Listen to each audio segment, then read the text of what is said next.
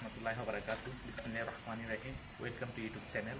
তো গাইস, আমি আজকে আপনাদেরকে লিবিয়াতে যারা আছেন তাদের উদ্দেশ্যে যেটা বলতে চাচ্ছি, যেটা বলবো সেটা হচ্ছে কি, আপনারা যারা লিবিয়াতে আসছেন, লিবিয়াতে থাকা অবস্থায় দেখা যাচ্ছে সতর্কবাণী, মানে লিবিয়াতে রোডে ঘাটে চলতে ফিরতে আপনারা কী করবেন, মোবাইল দিয়ে কথা বলবেন না।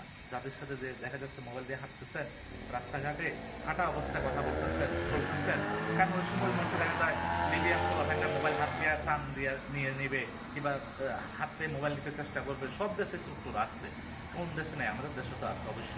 আমাদের দেশে গুলিস্তান বাসে কথা বলবার সময় কায়দা নিয়ে যায়, ধাবা দিয়ে নিয়ে যায়। তো এমনি এই দেশেও এরকম আসছে। তো আপনারা যখন লিবিয়ার রোডে গাড়ি চলাফেরা করবেন, হাঁটা অবস্থায়, চলন্ত অবস্থায় মোবাইল নিয়ে কথাবার্তা বলবেন না, মোবাইল নিয়ে লাড়াচাড়া করবেন না, ছবি দেখবেন না।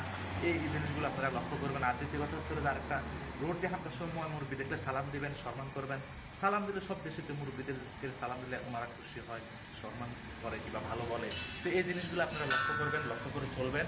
আর এই জিনিসগুলো লক্ষ্য করে চললে মনে করেন আপনার থেকে মোবাইল দেবে না। যেমন আমি আপনাদেরকে এই জন্যে আজকে বলতে চাচ্ছি যে আমার একজন সাথে ওনার থেকে মোবাইল দুইটা নিয়ে গেছে, এখান থেকে রাস্তা থেকে ওনার থেকে দুইটা মোবাইল নিয়ে গেছে। তো এগুলো নিজেই সতর্ক থাকতে হবে, নিজেই চলতে হবে ওইভাবে হুঁশ খেয়ালে।